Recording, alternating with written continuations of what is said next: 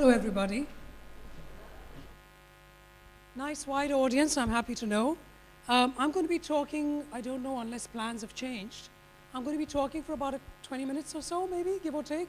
Is that correct, Chandra? Is that correct? Plus Q&A, exactly. But the way I speak, I don't just speak continuously. I would love to have an engagement with you right from the beginning. I see when Diana was asking earlier, I noticed there were many students. I'd love some involvement from the students. So please feel free just to raise your hand. There is somebody out there with a microphone. They'll pass it to you. And let's have a conversation. Okay? Great. So, well, thank you all for inviting me. Can you all hear me at the back? Yeah, I'm used to a lapel mic, so if this goes down, just ask me to raise it, okay? Thank you all for inviting me. As the introduction is already mentioned, I work with the unconscious bias. Now, you're going to be saying, what's that about, right? Now, essentially, the word bias, if you think about the word bias, that means to discriminate or to differentiate. And it's very important that all of us do know how to have a bias, do know how to differentiate. It's when it's a negative differentiation or a preconceived judgment, which is negative, that it then results in a negative output. So what I'm asking you to do is think about the biases that you think you may have and see if there's any reason to have those biases. Or let me rephrase that. First and foremost, every one of us in this room, including me, have biases. Okay? Good and bad and ugly. But equally, all of us in this room have biases that we don't know that we have. So now what, you ask yourself? I mean, if I don't know that I don't know, then what am I going to do about it, right? That's the point that I'm going to try in a very short window to make you understand. Chandra, for example, has already done 2 PhDs, and one of them is on one tiny aspect of what I talk about. So this is an enormous, enormous topic. And it's not something that can be addressed just in 20 minutes. But what I'm hoping is that when I speak to you for 20 minutes, most of you will begin to understand what this means for you and your personal development. Because unconscious bias is so powerful that it is the underbelly, it is the foundation about anything and everything that you do. And you're thinking that's big, isn't it? I mean, earlier on we heard the Vice-Chancellor, Ms. Latha, speaking, then we heard Diana speaking, then we heard from JSS speaking, and they were all saying very similar things as far as I'm concerned. Because what I'm saying is what they were saying, just different language was being used. That's all. So I want for you to try and connect the dots between all the speeches you've heard, including what I'm saying to you. Okay? So I'm going to start by telling you a little story, and then I'm going to explain to you why I've told you the story. So, I was born in Bombay, and then I grew up in Calcutta. And in Calcutta, we lived in 2 tall apartment buildings. And in the 2 tall apartment buildings, they were all-inclusive, there were 40 flats, and 39 out of the 40 flats had parents and child or children. So the children, we would come down and we would play. That was it. But there was one flat where there was only one adult man living and no children. And my brother, sister, and I would very often visit, his name was Desmond, would visit Desmond, we'd hang out with him, we'd talk to him. We also called him Desmond, which was very unusual, even though he was an adult, whereas we called the parents of our friends auntie and uncle, as was expected. Fast forward many, many, many years, at some point, and I don't know what the relevance was, I computed, and I put 2 and 2 together, and I suddenly realized that Desmond was gay. Okay? Desmond was a homosexual. Now, when I computed that and I realized that, what it taught me was that I am so very lucky. One of the reasons I do what I do is because of my liberal accepting, non-judgmental upbringing. Because at no point did my parents say to me, don't go to Desmond's house, homosexuality is bad, you mustn't go there. Now, if they had, what would that have done to me? So why am I telling you this story? Because I want you all to think about the stories or the sentences or the comments that your parents might have made to you, that now that you're all adults, or nearly adults for those of the students, and you say, hang on a minute, is that really relevant? Is that really true? Because if you look the world over, and I'm not going to have a political conversation, there is, for example, an enormous amount of anti-Muslim diatribe. Now, you have to ask yourself, why is that? Do you have any Muslim friends? Those of you who are Muslim, how do you feel about that? Now, why am I saying all of this to you? What's the impact in terms of training, you're asking yourself? Okay, so all of us went to school at some point. Who was your favorite teacher? Would somebody like to tell me? Yep. Could the microphone come here, please? There's somebody here raising their hand. Yep, thank you.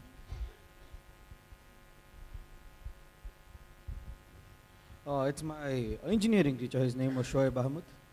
Okay, what did you like about this teacher?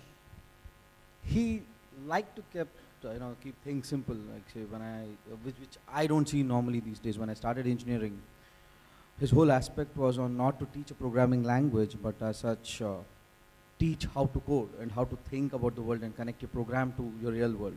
So that's what I liked about him a lot. So he was creative, he was innovative. Yes. Yep, I'm not an engineer, I don't understand the language. But you understood it in a way because he reached out to you in a very simple way. Yep. Now, can you hold that microphone? Can you remember a teacher you didn't like? You don't have to mention what subject if you don't want to. And can you tell us why you didn't like that teacher? Probably not any of the teachers that I didn't like, because all teachers try to put out their best, but yeah, some teachers might not be able to put it across. Oh, that's very generous of you. Okay. All right, thank you. Well, the point I'm trying to make is that teachers are extremely influential people.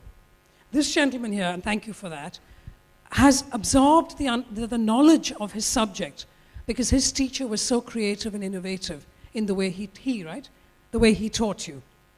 Now, whether you're a teacher or whether you're a trainer, or whether you're a student, or whether you're somebody within a corporate environment with a trainer standing in front of you, you will be influenced by that individual, whether it's me on stage, whether it's a teacher, whether it's a trainer, you will be influenced by our stories. And if we make it simple, and if we try not to make judgment, only then will you actually learn. If we make it simple, if we make it creative, and that's exactly what happens. Instead, if you had a teacher, and I remember many teachers like that in my schooling, who would come and who would sit at the top, who'd open their books, and they would just read. And I could sit back and fall asleep. And I hate chemistry, sorry. Why do I hate chemistry? Because I personally believe that my chemistry teacher wasn't creative enough. So, let's come back into what we're talking about today, which is trainers, aspiring trainers, students who want to learn and grow. So, if many of you are trainers, I saw that when Diana asked you to raise your hands, surely you've got to feel the subject. And that engineering teacher felt the subject in his belly, genuinely understood it. So those of you who are trainers, you have to ask yourself, what's influencing you? So you come into a room, you see a bunch of people, you have to deliver a training course. Now, this is where the unconscious bias comes in. You look at people, all of us, including me, will make a snap judgment. We look, oh, that's a nice dress, I like her shoes, and all the stuff going on in my head. That's fine. But it's when you go to the next stage and you say, oh, look at that person, very dark-skinned. I don't like that. I don't want to talk to them. Actually, you know what? I'm going to talk to you because you're lighter-skinned. So therefore, I just instinctively think there's a connection between you and me. Have you felt that? Come on, let's be honest. Right? This, unfortunately, is the reality of the world that we live in. every single day you will be bombarded with various different things in the newspaper, on television, on serials that you're watching in the evening, on ads. People at the back, could you show me that first slide? Just the first one on that PowerPoint. Any of you bank with ICICI? Some. So all of you would have got an email just post-budget where they said something about budget and they sent this picture. I don't know how clear this is because I just took a photograph and shoved it on there because I got this 2 days ago and I thought, I've got to show you this photograph. What do you notice about this picture? If you can see it at all. Nobody notice anything?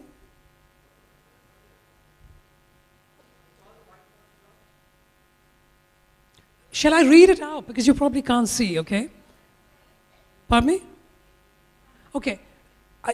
Forget about the bit on the top. The top says Union Budget 2017 XYZ. Then there is a briefcase. And on the briefcase, there are 4 people. The top left, it says salaried class. The top right says student. The bottom left says homemaker. The bottom right says entrepreneur. Gender bias. Hello, where was that? Thank you. What else do you see in there? Fair and lovely. Now, this is the kind of stuff that happens like this. Most of you, if I hadn't pointed it out, wouldn't have noticed it. Because it's normal, right? Because surely the girls have to be as white as Diana, and the guys can be brown-skinned, and that's just fine.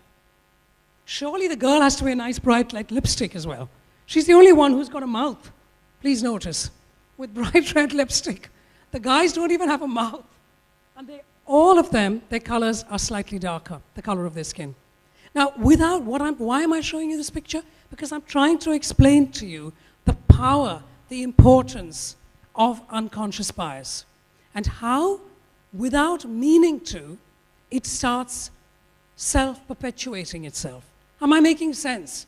Because if I'm not, raise your hand, ask me a question, and I will explain. But there's one example. Also 2 days ago, but I didn't have a picture, so I couldn't get one. I read the paper, and the story was that there was a little girl, 6-year-old girl, who bought, you might have read it in the paper too, who bought a packet of Dabur juice. You know Dabur juice packets? So her father bought her a packet of Dabur juice. So she is an English-speaking child. She goes to an English medium education, so she could read what's written on it. And I'm paraphrasing because I haven't got the box juice in my hand. But it said something like, this juice is very good for the family. It will make him strong and give him good bones, or something like that. So she read it and said, hang on a minute, I'm not going to drink this juice. It's for boys, it's not for girls. The reason it's in the paper is because the father then contacted Maneka Gandhi, the union minister, and she is trying to address that. That's why I read it. There's 2 examples that came into my inbox that I read in the paper. Now that I'm saying this to you, both happen to be gender. But it's not just about gender. There's so many things out there that influence us unconsciously. And again, you know, for example, my surname, when I was growing up, in fact, I'll tell you a different story. When I was quite little, because my brother is older than I am, and we were in Bombay. And he acted in a play, in a school play. And in fact, it was Oliver Twist, and he was the Artful Dodger, if any of you know that story. But anyway, he did a great job because he's a good actor.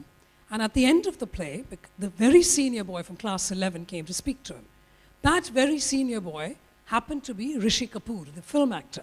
I mean, the film actor's son those days. He wasn't even a film actor, it's a long time ago. But he went up to my brother and said, good job you did, what's your caste? No clue. He went back home crying to his father and said, Dad, Rishi Kapoor came and spoke to me. And he said, what's your caste? And I couldn't answer. Why haven't you told me what my caste is? Do you see what I'm saying? This is the power of unconscious bias. My father is a Nair, as is my mother, but my father chose to use his house name, which is Tharoor. And therefore, nobody had any clue what caste we were. Now you do because of the fame and glory of other people. But why would you otherwise? Do you see what I'm saying? And so why are these things relevant? Why is it we make judgments, opinions, and assumptions based on different aspects of us that actually have no relevance in your learning, in your developing, in your growing? Whether you're a student, whether you're a corporate person, whether you are a trainer, it doesn't actually matter. Are you questioning yourself? Are you asking yourself, now, what kind of biases do I have? Are they relevant? Because for those of you, any one of you, whether it's students, trainers, or corporate people, it doesn't actually matter, what do you think are the advantages of being aware of your unconscious bias? And I'm not going to give you the answer, so somebody better answer. We can work on it and improve ourselves. And then what? To be good citizens, normally. And then what? And to be successful in life. In what way? What In does success all mean ways. to you? In all ways. Like me as a person to the society, me as a father, me as a husband, in all aspects where I live. Thank you. I'm just pushing you, you know that. Thank you for Yeah, that. thank you so much. No, but absolutely. And the thing is, this is how powerful beginning to understand about the unconscious bias is. And I'm glad you said what you did, because it is also, where should this begin? It should begin at home for ourselves as human beings. Me as a person, me as a husband, me as a father. That's what you said. That's where your learning begins. You are not two different people. You are not a student at school or college, or an entrepreneur, or a trainer, or a teacher, and then you go home and you're somebody else. You're actually the same individual, wherever you are. So you can't come to one place and be like so, and go somewhere else and be like so. Right?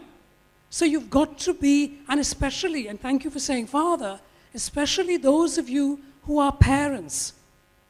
This is the opportunity, because you have got such level of power in your hands, because this is the opportunity for the future of India. So if you have two children, a boy and a girl, and if the boy cries, do you say, stop crying like a girl? Ask yourself that. Why are you doing that? Is like a girl a negative thing? Right? We've had a whole bunch of extremely powerful women that we've already heard, and I'm sure there are many women in here who are also very powerful. So why do we choose to react like that so instinctively? Would you like to, are you going to raise your hand? No? Somebody's raising their hand at the back. Please pass the mic. Oh, you've got it. Thank you. The advantages of realizing that unconsciousness, this biasness, the point is, this unconsciousness has made man become robot. We are acting like machine. We have lost our balance with the nature. Everything is spontaneous. We have lost our naturality. So once we realize that whatever we are doing this unconsciously, this is not good. This has made us lose our balance with the nature. Man today has become a machine. We don't even laugh out loudly because we fear it is not good to laugh out loudly. These are all fake smiles which we are giving to each other. So this is what we need to realize, that this unconsciousness, this biasness is taking us away from us in this digital world. We may have brought the world into our palms, but we have lost ourselves. This is a heavy price which we have paid to bring this digital world in our palm. So I think this unconsciousness realizing is going to help the person to reach to his desired destination. After all, a multidisciplinary approach is required, which will involve your physical, mental, and emotional body together. Then only you see a person will be easily reaching to his desired destinations in life. Thank you. Absolutely. And if you remember what Diana said earlier, yes, you should come up on stage with me. Diana said something similar as well. And I thought, okay, I'm just going to, because it's well connected to what you've just said and what Diana said earlier. So I'm going to just make an expression, and I want you to just shout out what this means to you, okay? What does that mean? What does that mean, that expression I just made? Yep. Just shout it out. Come on, you don't need a microphone. Grumpy? Frowning? What? Irritated? Yep. What the hell? Exactly. Okay, now I'd like for you to give me the answer to 325 multiplied by 673. Come on. No? No. Okay, the point I'm making, which is what both of you made earlier on when you were on and what you just made, is there is a Nobel Prize winning economist. His name is Daniel Kahneman. And he's written a book called Thinking Fast and Slow. And what he says, and I'm totally paraphrasing, it's sort of fat enough book, and I'm telling you 30 seconds. But what he's saying is our brains, and people who know brains will know better than I do, that we have 2 bits to our brain, okay? And all of us in this room have these 2 bits. The bit at the back is what's called the reptilian brain. The bit in the front is called the new neocortex brain. So when I made that ugly face, what you were doing is using your reptilian brain. In other words, you were assumptive. You had extreme, strong feelings of certainty. You knew you were saying the right thing. You knew you were not wrong. You'd seen many people. You had pattern matches. You've seen many people look like that. So you knew that meant this. And that's called the reptilian brain. But what you all have is also a new neocortex brain. So when I said, what is x multiplied by y? I just made it up, so I don't know what number I said now. You said, hang on a minute. I don't know the answer to that. So you stopped. Now, if I'd given you time, you would have used your new neocortex brain. You would have got a pen and paper or a calculator, and you would have been quiet, calm, reflective. You would have been ordered, and then you'd have said, here's the answer. Right? But in real life, which one do we mostly use?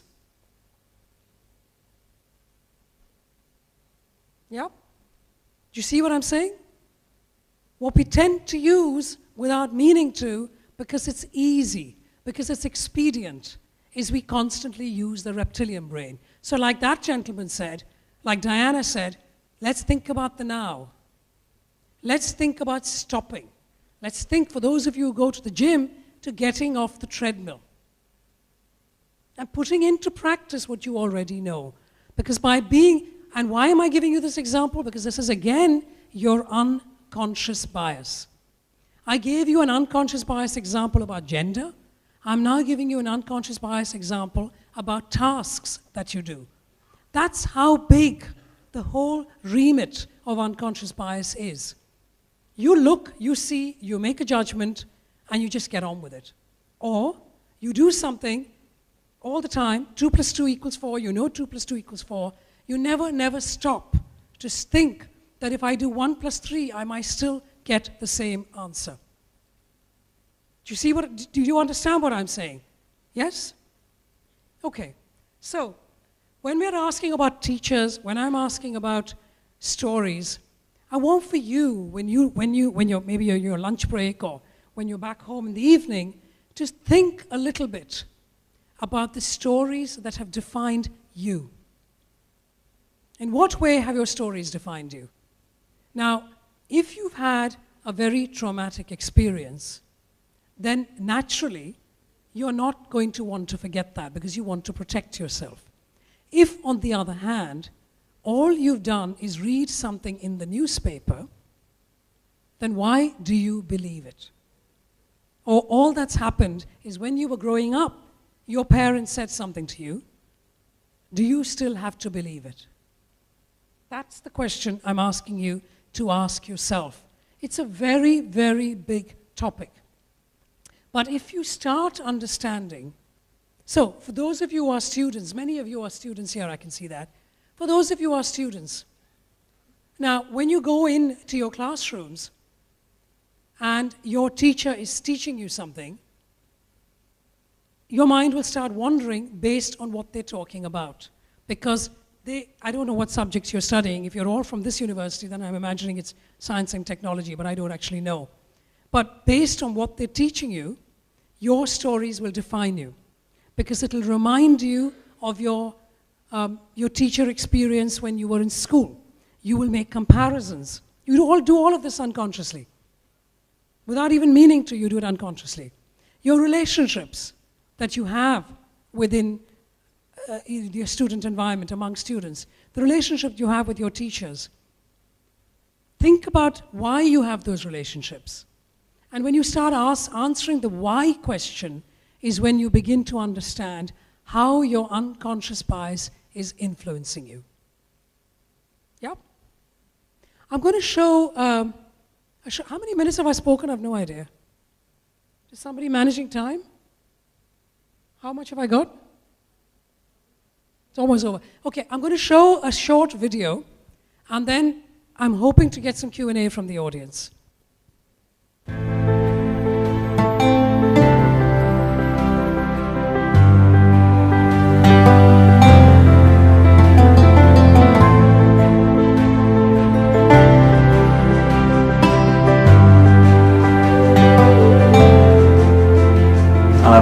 بعزف heavy metal and the band I started with friends. He's got long hair, but at work he ties it in a ponytail. Probably piercings.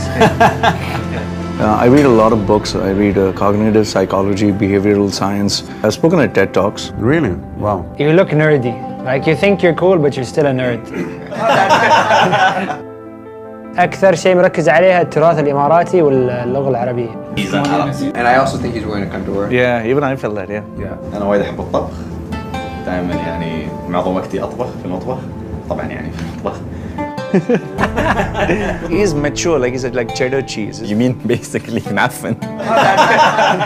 Extreme sports athlete. I skydive and pretty high risk activity for sure. Because your actions speak louder than words, right? Yeah.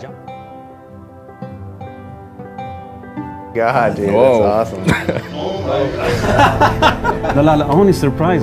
It was amazing when the lights came on and you get to realize who you're actually conversing with. واستغربت أول شيء لأن أول شيء فتحت الليتات الحمراء ما رحت بس أشوف واحد جالس قدامي كلها تاتوز على وجهه. This was my expectation of you. This is what you really are. فشفت شخص مثل هذا طريق ما بعد تكلم. You guys should be swapped. I didn't expect that.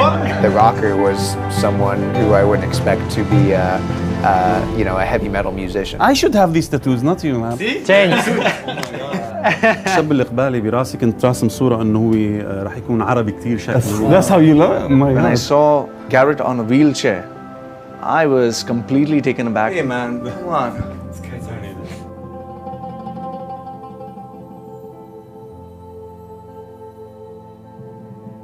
لما جت العلبة فتحته ما مكتوب عليه شيء ما مكتوب عليه كوكاكولا. And the minute I turned around, I saw that الليبلز أو الشعار أو المغلف أو التصميم هو بس للعلب مش للناس. ترى واضحة. يعني المفروض ما تحكم على الواحد بالشكل. الشخص مو بلازم يعني ننتقده بشكله لكن أول شيء نتعرف عليه عقب نقدر نقول كيف الشخص. it changes your mind, your perspective, your heart.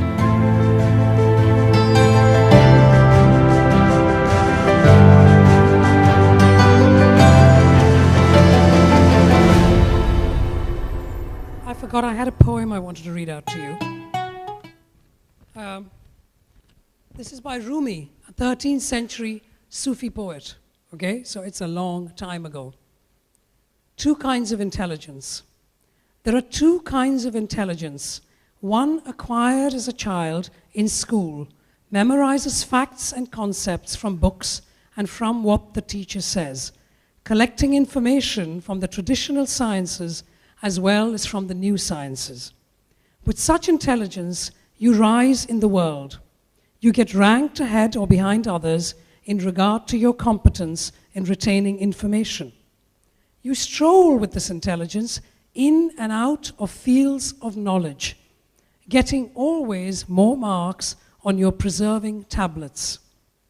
there is another kind of tablet, one already completed and preserved inside you, a spring overflowing its spring box, a freshness in the center of the chest. This other intelligence does not turn yellow or stagnate. It's fluid, and it doesn't move from outside to inside through conduits of plumbing learning. The second knowing is a fountainhead from within you moving out. 13th century, when that was written. Which one are you following? That's my question. Any questions from the audience? You know, there's a bias that people, thank you.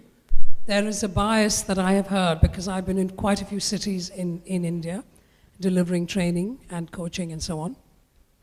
And the bias that I've heard, conscious or unconscious, is that Kerala, not necessarily Kerala, southern Indian states, Tamil Nadu and Kerala, participants are very quiet and they don't ask questions. Bombay, on the other hand, they ask a lot of questions. And what was really interesting is I did a training session in Bombay, and by God, nobody said a word. Then I went to Chennai 2 days later, and guess what? They were so engaged. And it taught me yet again that we can't stereotype. So break that stereotype and let's have some questions from a southern Indian city, please. Hi. When I look at the newspapers every day, I see photographs of people in the news.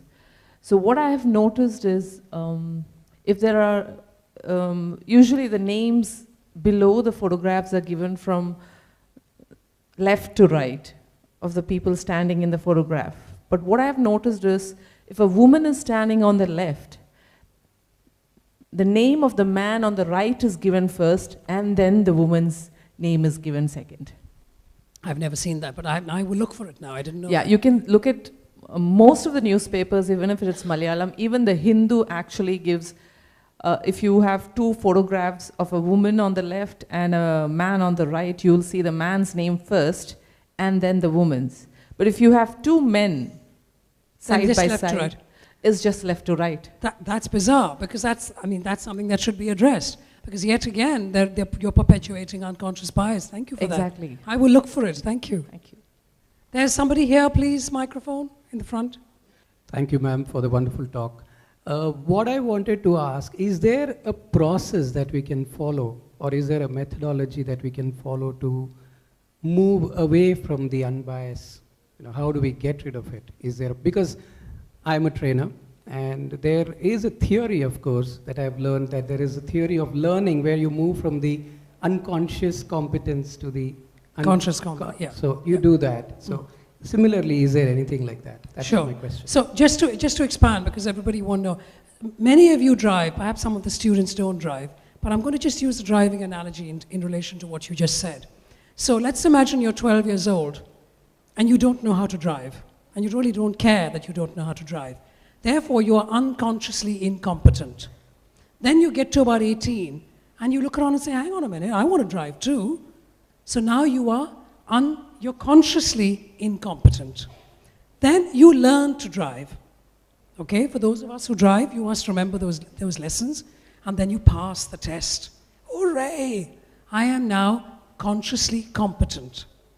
And today, for those of you who drive, you get in the car, you go from A to B, you stop at the traffic lights, you don't even think about how to get there because you've done it so many times. You're unconsciously competent. Now, in relation to understanding the unconscious bias, you will never be unconsciously competent because your playing field is changing all the time. You will have a new experience tomorrow that will then influence you and impact you, will become your story. So how can you be unconsciously competent? What you must aspire to is be consciously competent. And when I say conscious is the key thing. What's the last line from that poem? When you think about this, was written in the 13th century. Think about how powerful that is. The second knowing is a fountainhead from within you moving out. In other words, you want to understand your unconscious bias, The only way that you can do it is by introspection, by self-awareness, by knowing what is inside me. Why am I being influenced? What are my stories? That's the only way. And it's a constant learning process.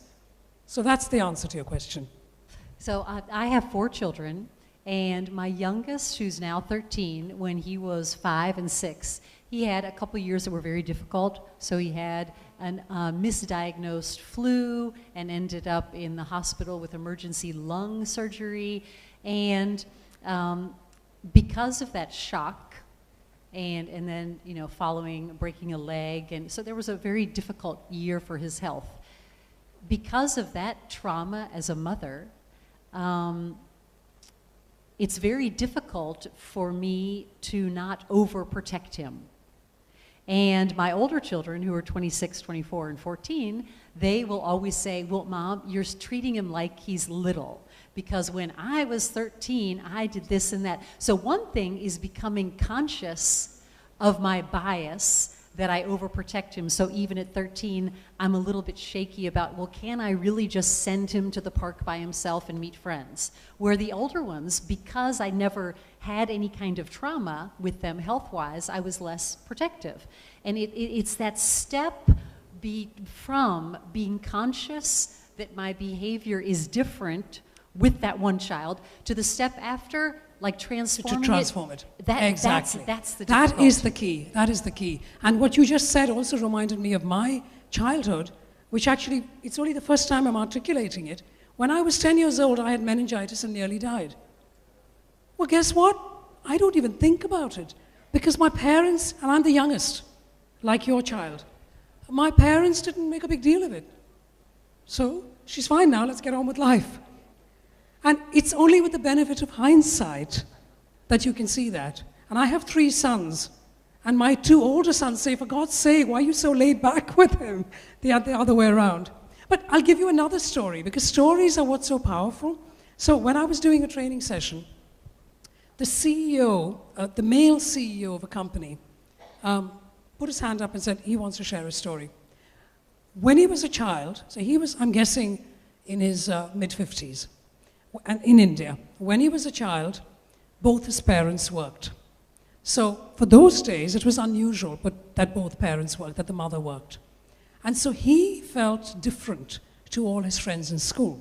So he made a considered decision that when he becomes an adult and gets married, he would want to marry someone who would be a stay-at-home mum for the children when they arrive, so they don't feel left out the way he did as a child. Fast forward to today, he has 2 daughters aged 20-something. And while he was talking to me, he said, oh my God, I've just realized what I've done.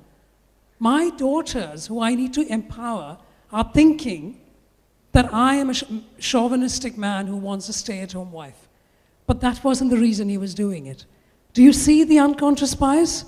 Do you see how these stories influence us? Yeah? Okay. Another question? Last one. So, being a rational thinker or an atheist or I would say a revolutionist, is that a solution to be away from this unconscious bias? Well, when you're using the words like rational thinker, I'm guessing that you're using your new neocortex brain rather than your reptilian brain, because that's the rational way of thinking.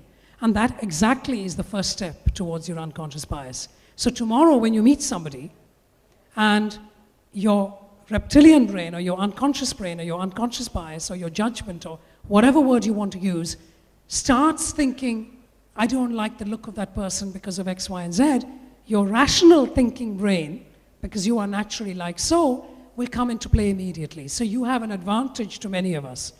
Because many of us, it wouldn't come into play immediately. We would think what we do, we would make a mistake. But then what we need to do is to reflect. I've run out of time, but I'd just like you to take away one thing. Firstly, we all have biases. Secondly, I say one thing and then I say firstly, secondly. Secondly, we have biases that we don't know that we have. So what I'd like for you to do is to reflect on the biases that you don't know that you have and see if you can bring them back in the forefront. Bring them into your new neocortex brain rather than leaving it in the reptilian brain. Thank you for your time.